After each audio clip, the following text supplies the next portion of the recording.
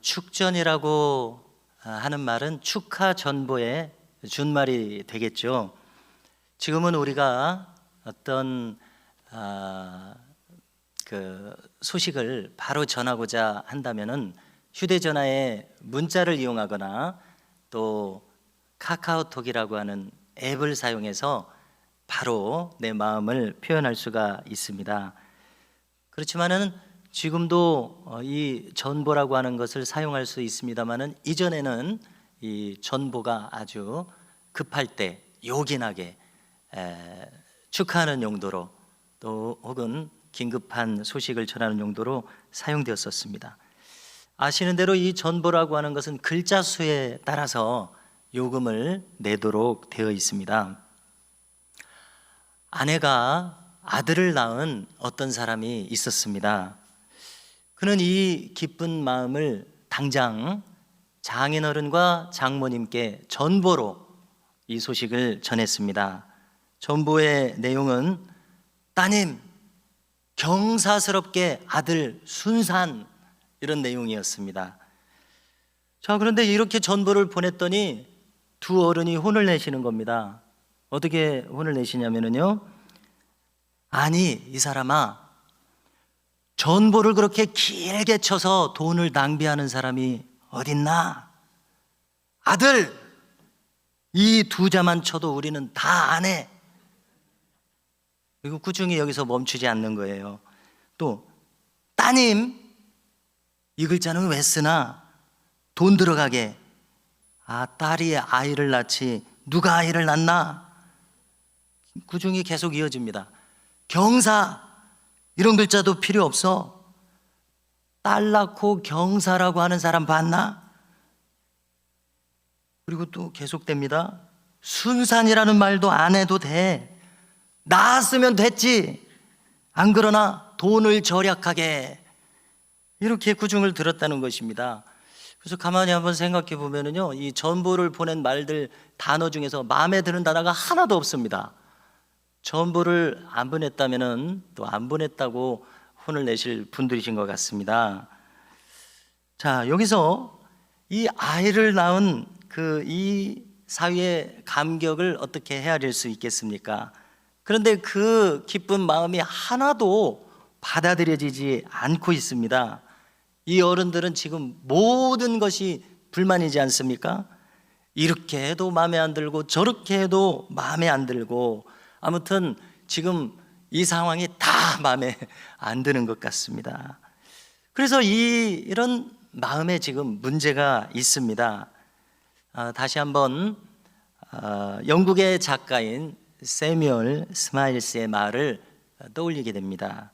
그는 이렇게 말했습니다.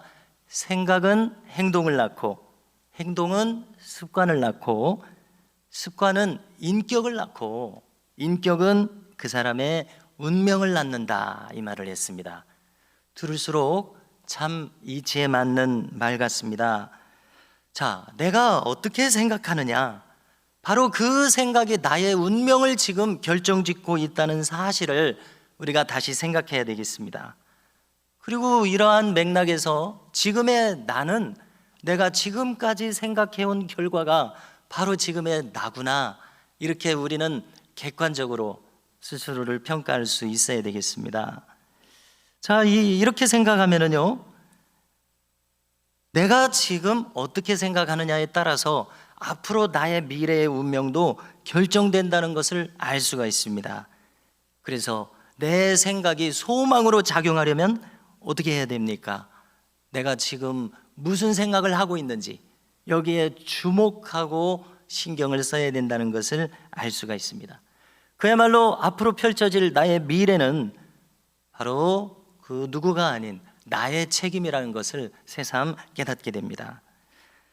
모두가 이런 것을 경험해 보셨을 것이라고 생각을 합니다만은, 원망하는 사람과 한자리에 있게 되면은 내 마음도 불편해집니다. 나까지 답답해집니다. 그가 이 뾰족하게 원망하고 있는 그 마음이 나에게도 전달이 돼가지고 송곳처럼 나를 찌르는 것을 경험합니다. 자, 이제 제가 군대를 다녀와서 대학 시절에 이제 동아리, 알파와 오메가라고 하는 찬양 동아리, 동아리방에 이제 시간 있을 때마다 가게 되죠. 제가 단장이니까 가게 되죠. 사랑하는 마음으로. 자, 그런데 군대를 다녀오니까 또 많은 후배들이 와 있어요. 어떤 후배가 이 짜증스러운 언사를 합니다. 뭐 선배가 있든지 말든지 아랑곳 없이 막 사사건건 짜증스러운 언사를 합니다. 그래서 이제 그런가 보다 했습니다. 그런데 이제 다음번에 볼 때도 그렇게 하는 거예요. 그래서 이제 그 후배에 대한 인상이 상당히 부정적으로 자리 잡게 되었습니다. 아, 사람 자체가 좀 부정적인가 보다 이렇게 생각하게 되었습니다. 근데 이제 다행인 것은 한 20, 30년이 지낸 다음에 제가 직접 만날 수는 없지만은 요즘 또 SNS 같은 것을 통해서 자기 소식을 막 올려요. 상당히 긍정적인 사람인 것 같은 느낌을 받게 돼서 좋은 방향으로 변화가 되었나 보다 하는 그런 다행스러운 마음을 가져봤습니다. 잠언에 참 재미있는 말이 많이 있죠. 다투는 여인과 함께 큰 집에서 사는 것보다 움막에서 혼자 사는 것이 나으니라, 이런 말씀이 있습니다. 아니, 큰 집이 당연히 좋지 움막이 어디 좋겠습니까? 그런데 다투는 마음과 함께 있으면은 큰 집이 움막만도 못하다, 이런 뜻이 되고 있습니다. 꼭 다투는 여인만 그런 것은 아니죠. 다투는 남자도 마찬가지일 것입니다. 그런가 하면은 비슷한 말씀으로 다투는 부녀는 비 오는 날에 이어 떨어지는 물방울이라, 이런 말씀도 있죠. 자, 우리 속담에도 낙숫물이 바위를 뚫는다고 하는 말이 있지 않습니까? 계속해서 이 다투는 마음이 물방울처럼 계속 절절절절 내 신경을 건드려서 나도 못 견디게 만드는 그런 상황을 연상하게 합니다. 그 자리를 견딜 수가 없겠죠.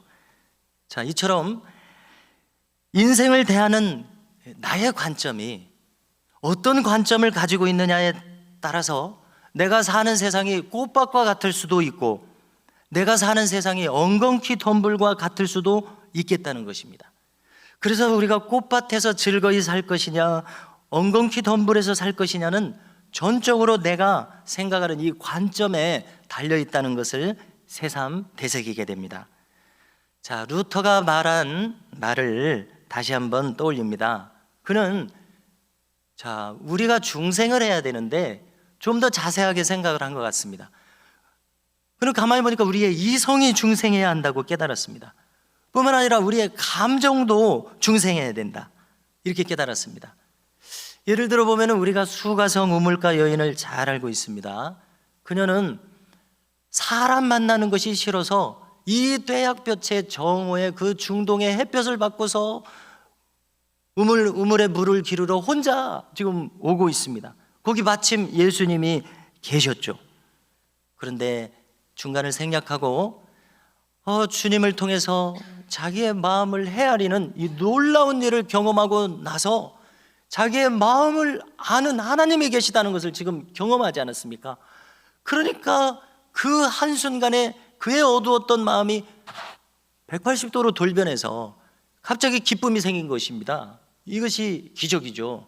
갑자기 지금 1초 전까지만 해도 대인 기피증에 사로잡힌 여인이었어요. 그런데 어떻게 합니까?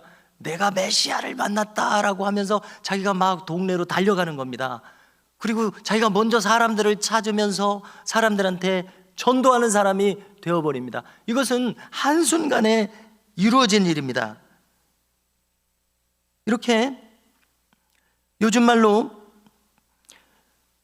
그녀는 우울증에 대인 기피증에 걸려 있었습니다마는 그의 생각과 감정이 순간에 거듭나는 바로 그때, 중생하는 그때 순식간에 그는 기쁨의 사람이 되었습니다. 모든 부정적인 것이 순식간에 사라지고 전도자가 되어버렸습니다. 참 놀라운 일입니다.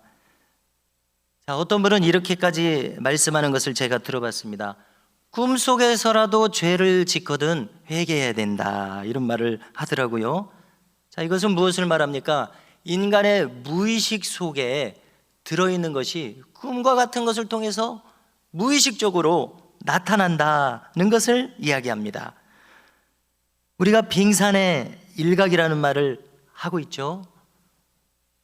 바다 이 해수면 위로 솟아나와 있는 이 빙산은 그 아래에 이렇게 무겁게 자리하고 있는 빙산 전체에 비하면은 아주 극히 일부분이라는 것입니다. 이런 식으로 인간의 마음을 설명한 인물이 심리학의 아버지라고 말할 수 있는 프로이드입니다. 그는 무의식 속에 잠겨 있는 인간의 정신 세계를 분석을 했었죠.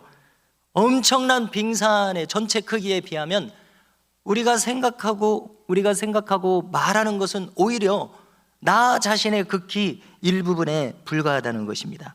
자, 우리의 언행을 한번 생각해 보십시오. 이것은 그냥 나오는 것이 아니라 내 속 깊이 있는 무의식을 포함한 나의 이 인격 전체를 통해서 나오고 있습니다. 자, 어떤 점잖은 분이 수술 후 마취에서 깨어나면서 좋지 않은 말을 했다고 합니다. 현장에서 그 말을 들었을 때에 평소 그가 보여준 인격과는 너무나도 차이가 많은 험한 말이 갑자기 튀어나왔다는 것입니다. 이것은 그야말로 무의식 속에서 나오는 말 아니겠습니까? 그 순간 자기가 생각해서 내는 말이 아닙니다. 마취에서 자기도 모르게 깨어나면서 뭔가 이 외마디 비명처럼 나온 말이 좋지 않은 말, 험한 말이 나왔습니다. 그래서 제가 이런 말을 들었을 때에 즉각 저에 대해서 한번 생각을 해봤습니다.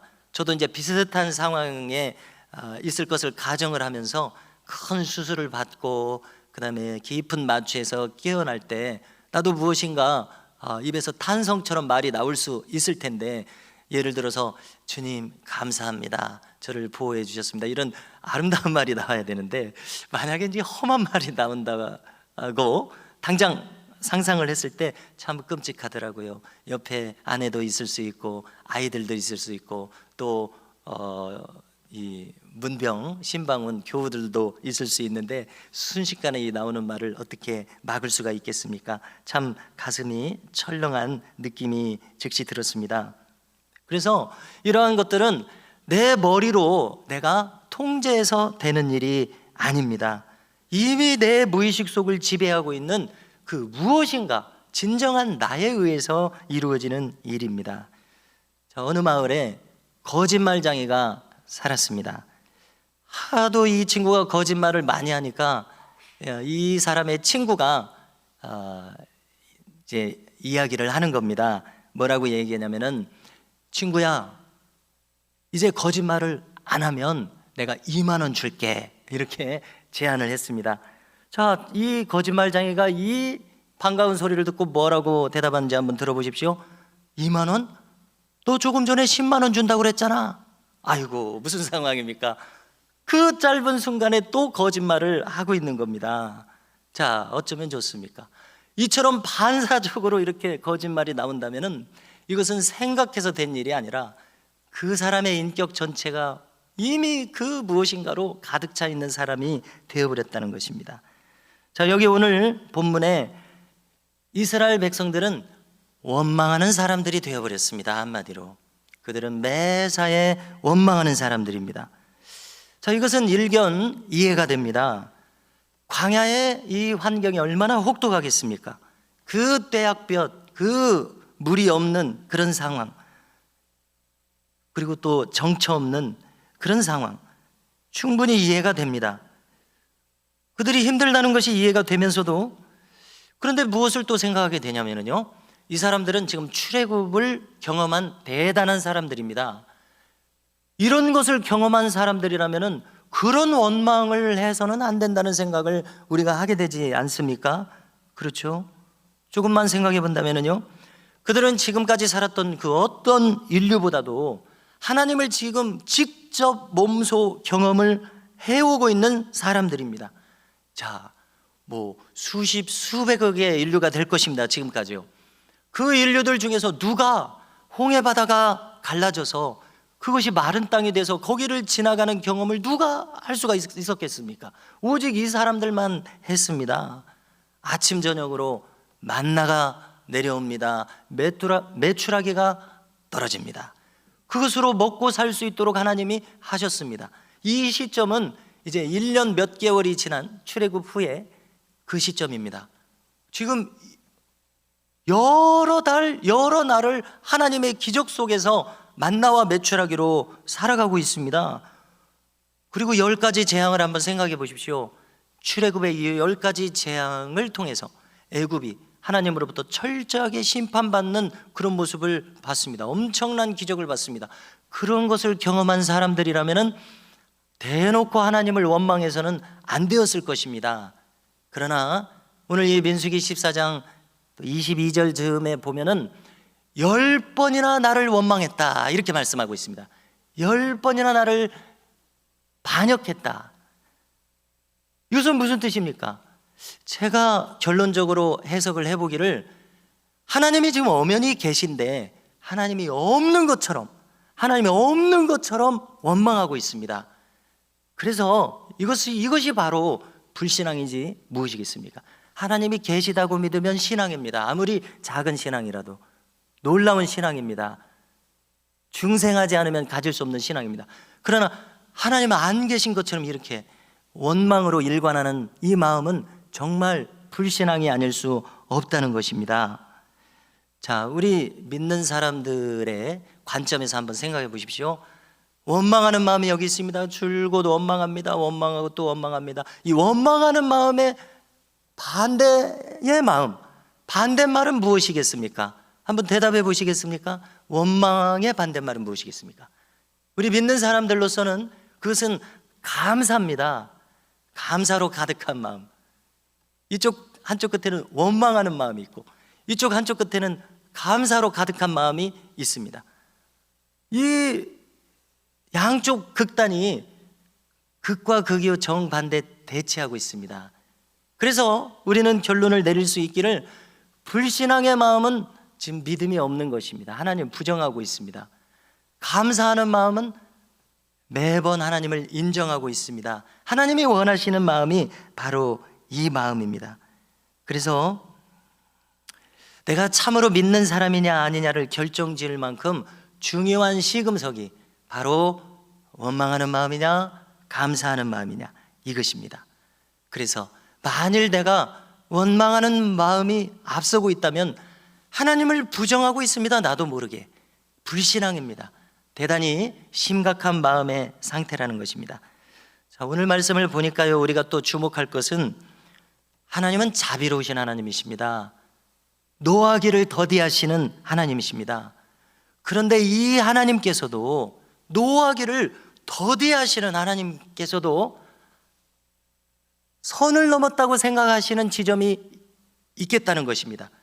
도를 넘었다고 생각하시는 때가 있겠다는 것입니다. 그러면 그 순간 하나님은 심판의 하나님이 되신다는 것을 오늘 말씀이 잘 보여주고 있습니다. 오늘 말씀 27절을 보니까 하나님은 이 백성들에 대해서 모세와 아론에게 결정적인 말씀을 하고 계십니다. 나를 원망하는 이 악한 회중에게 내가 어느 때까지 참으랴. 무슨 뜻입니까? 지금까지 참았는데 이제 참을 수 없는 시점이 왔다. 내가 참아줄 수 없는, 두 눈 뜨고 볼 수 없는 그 시간이 왔다고 하나님이 말씀하고 있습니다. 자, 이것은 출애굽 백성을 직접 하나님이 역사하시고 관여한 지 1년 몇 개월 만에 있는 일입니다. 여러분, 이렇게 보면 하나님은 대단히 많은 시간을 우리에게 유예를 해주시고 계시지만요, 우리 인생 전체를 유예하고 계시지 않습니까? 그런데 이 시점으로 딱 들어가 보니까 1년 몇 개월 만에 하나님은 참으시지 않는 그 시간이 이들에게 오고 있다는 것이 우리를 놀라게 만듭니다. 도대체 어떻게 했길래 1년 몇 개월 만에 하나님은 이들을 심판하시는 일이 있냐는 겁니다. 심판의 말씀이 뒤이어지는데요, 28절을 들어보십시오. 내 삶을 두고 맹세하노라. 무슨 뜻입니까? 하나님의 존재를 걸고 지금 맹세하시는 것입니다. 스스로 다짐하시는 것입니다. 우리는 내가 하늘에 맹세코, 땅에 맹세코 이런 말을 인간으로서 하겠지만 하나님께서는 자신을 두고 지금 다짐하고 계십니다. 나의 존재를 두고 내가 다짐한다. 내가 분명히 말한다. 이런 뜻이겠죠. 뭐라고 말씀하십니까? 이것은 재판정에서 죄인에게 가해지는 최종 언도와 같은 것입니다. 들어보십시오. 너희 말이 내 귀에 들린 대로 내가 너희에게 행하리니, 이렇게 말씀하십니다. 나는 이제 판단이 다 끝났다.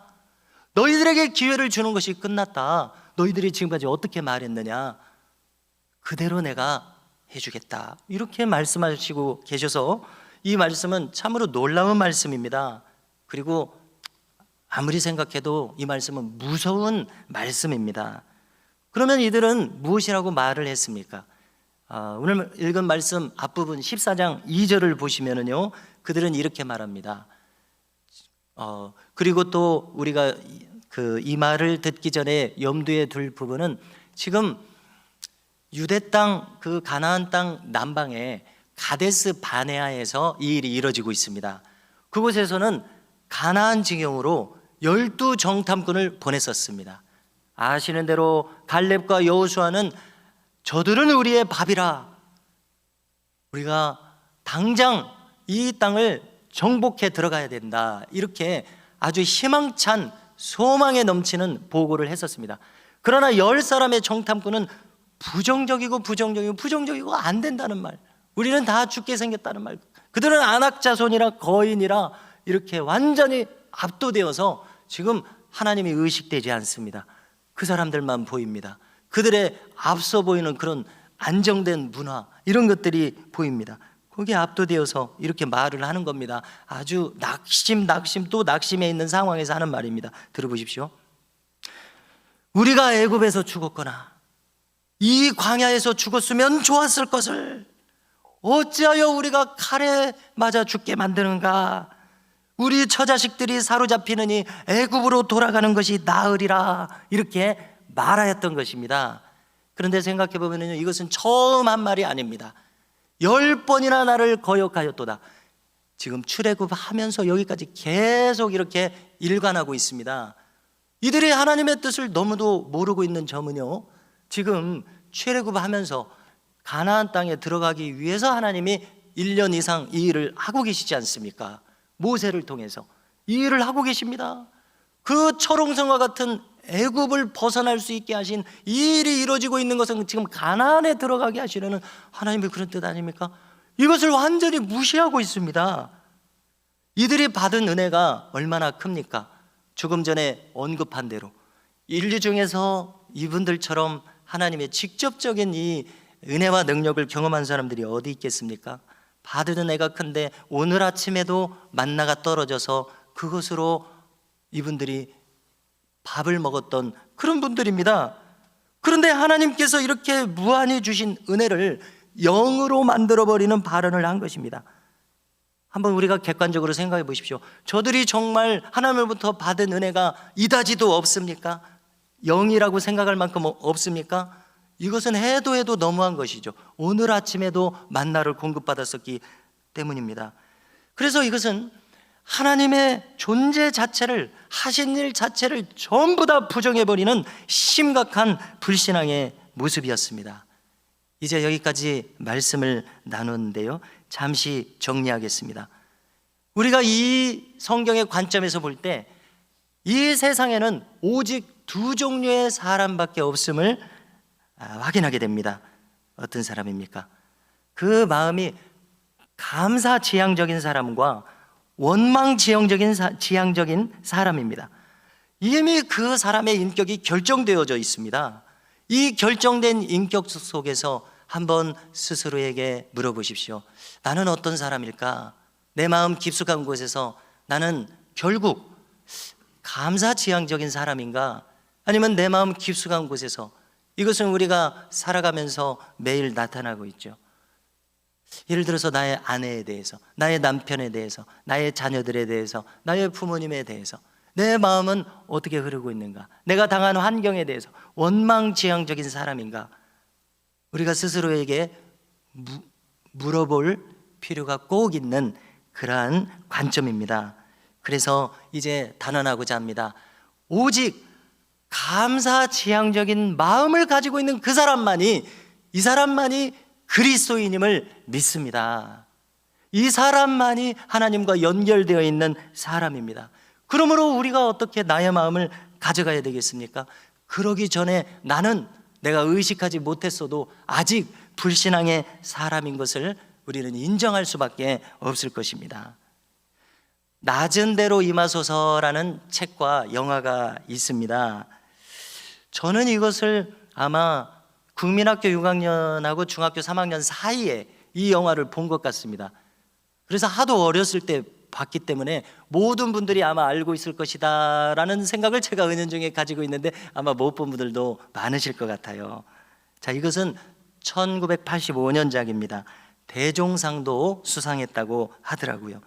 자, 이 영화의 주인공은 안요한 목사님이라는 분입니다. 제가 이 영화를 봤을 때에 그 당시 이제 부안의 저희 모교회에 농촌 선교를 온 어떤 영화 선교팀이 보여준 영화였습니다. 그래서 지금 돌이켜서 생각을 해보니까 이제 막 나온 따끈따끈한 영화를 보여준 정말 고마운 분들이었더라고요. 그래서 그 영화 초반부의 장면이 아직도 이렇게 떠오릅니다. 이 주인공 안요한 목사님은 젊은 불어 선생님으로 나옵니다. 그래서 이 여학생들이 뭐 그렇게 수업을 막 하고 싶겠습니까? 이 젊은 불어 선생님한테 조르는 겁니다. 첫사랑 얘기 좀 해주세요. 그러니까 이 선생님이 첫사랑 얘기 해줄 것이 없고 그 대신 노래를 불러주겠다 해서 보리밭이라고 하는 가곡을 불러주는 장면이 잔잔하게 나와서 뭔가 부드러운 장면이 이렇게 떠오릅니다. 그런데 이 사람은요, 원망의 사람이었습니다. 그러다가 절망의 사람으로 떨어져 버립니다. 그리고는 그리고 이 과정을 통해서 결국은 소망으로, 사명으로 충만한 사람으로 중생한다는 것이 바로 이 이야기입니다. 자, 그 과정을 짧게 나눠드리면 이렇게 됩니다. 그는 1951년생으로서 지금도 생존해 계시는 것으로 알고 있습니다. 경남 함양에서 목사의 아들로 태어납니다. 그런데 그가 청소년기에 교회 문에다가 하나님은 없다 이렇게 써놓았습니다. 그리고 성경책을 불태우는 그런 완악한 인물이었었습니다. 자, 이제 그가 대학을 마쳤는지 군대를 갔다 왔는지 이 과정은 제가 확인을 해봐야 됩니다만은 중요한 시기에 아버지께서 그를 불러다 놓고 이렇게 간곡하게 권면을 하는 겁니다. 신학대학원에 들어가라. 너는 목사가 돼야 된다. 이렇게 간곡하게 권면을 하시는데 왜 하나님은 없다 성경책을 불태웠냐면은 이 목사의 가정의 궁핍함이 싫었던 것입니다. 아버지가 이 처자식 하나 건사하지 못하는 이 옛 시대의 그 궁핍한 목회자상이 너무나 이 한창 자라는 청소년으로서 불만스러웠던 것입니다. 그렇지만 아버지가 지금 눈물로써 호소를 하니까 또 효도하는 마음이 있어서 신학대학에 들어갔습니다. 들어갔는데 이게 다 안 맞는 것입니다. 예를 들어서 조금 전에 모세가 지팡이를 변하게 해서 뱀이 되게 했다는 이러한 이야기들을 하나도 믿을 수가 없는 것입니다. 기적들을 하나도 믿을 수가 없었습니다. 그래서 자기하고 마음이 똑같은 친구와 함께 신학교를 중퇴를 했습니다. 자, 그런데 이분 하시는 말을 들어보십시오. 신학교를 그만두니까 모든 일이 술술술 잘 풀리더라는 것입니다. 국가기관에 취직도 되고 또 여러 가지 좋은 일이 일어나는 가운데 미국 유학의 길까지 열렸다는 것입니다. 자, 그런데 무슨 일이 있게 되냐면요, 미국행 며칠을 앞둔 그 어느 날 아침에 갑자기 눈이 침침해지더니 점점점 보이지 않게 되는 이런 상황을 맞게 됩니다. 이 무슨 날벼락과 같습니까?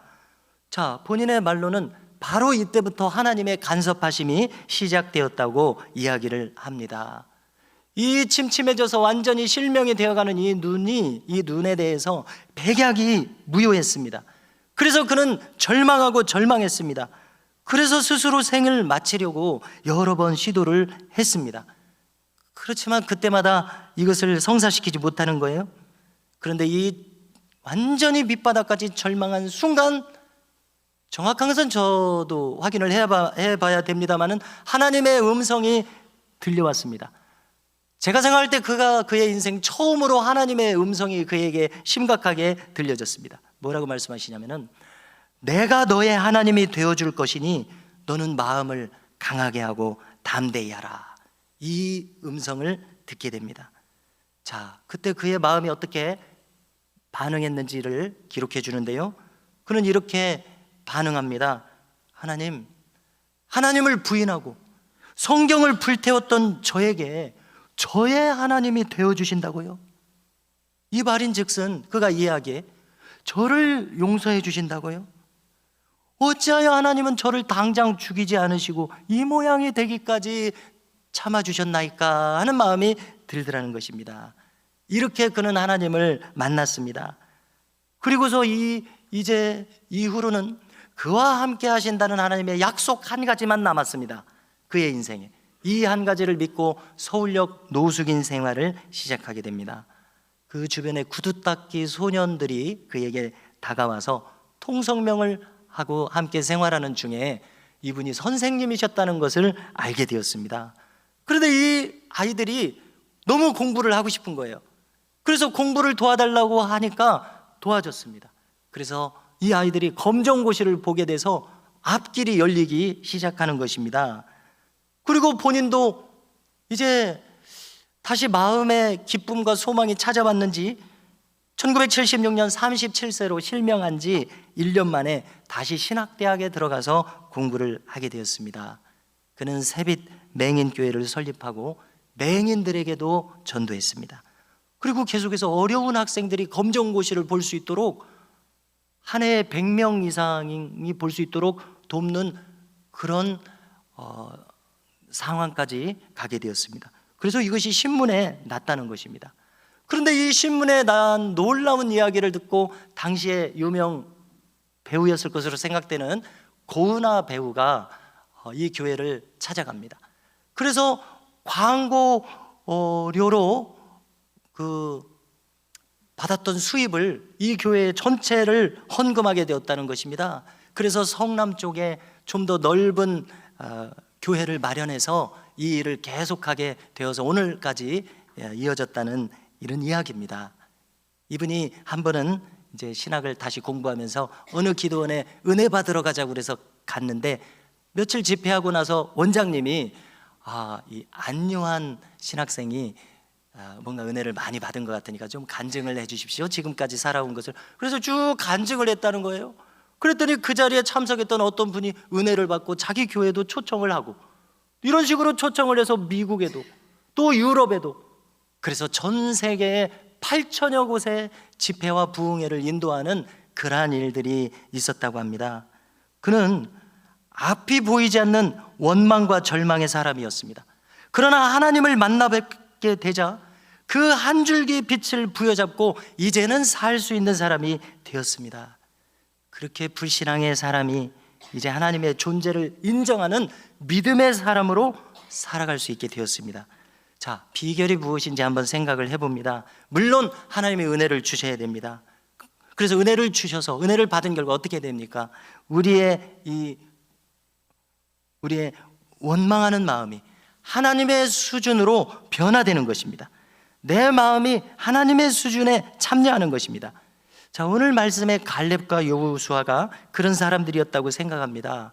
12 정탐꾼이 똑같은 것을 봤지만 이 사람들의 마음은 하나님과 연결되어 있었습니다. 하나님의 수준에서 모든 것을 판단하는 거예요. 그러니까 그들이 무섭지 않고 저들은 우리의 밥이라라고 하나님 수준에서 말할 수 있었습니다. 이것은 곧 감사하는 마음이요, 찬양하는 마음이요, 만족하는 마음입니다. 이 세상을 살아갈 수 있는 힘이 될 수 있는 마음입니다. 성도 여러분, 오늘 우리는 무슨 생각을 하면서 살아가고 계십니까? 내가 무슨 말을 하면서 살아가고 계십니까? 이 일상의 언어를 요즘 말로 스몰 토크라고 하더라고요. 나도 모르게 이렇게 내가 혼잣말로 하는 그런 말들, 집에서 아내에게 남편에게 그때그때 하는 그런 말들, 이 작은 대화라는 뜻이겠죠. 스몰 토크. 이 한마디 한마디의 말이 곧 나를 표명하고 있습니다. 이 말들은 무의식 속에서 나오고 있습니다. 하나님은 오늘 우리에게 뭐라고 말씀하십니까? 내 귀에 들린 대로 행하리라. 그래서 하나님께서 들으시는 나의 말들이 이 일상 속에서 내 기도가 되고 있더라는 것을 깨닫습니다. 여러분, 우리는 내가 기도한 대로 될 것입니다. 하나님이 나에게 들으신 그대로 응답하실 것이기 때문에 그렇습니다. 놀랍게도 나의 운명을 내가 만들어가고 있습니다. 그러므로 바라기는 우리는 감사의 말로 내 마음을 채울 수 있기를 바랍니다. 소망의 말이 내 밖으로 나와서 하나님의 보좌에 올라가는 기도가 될 수 있기를 바랍니다. 그러면 주님께서 내 귀에 들린 대로 행하리라, 이렇게 행하여 주실 줄로 믿습니다.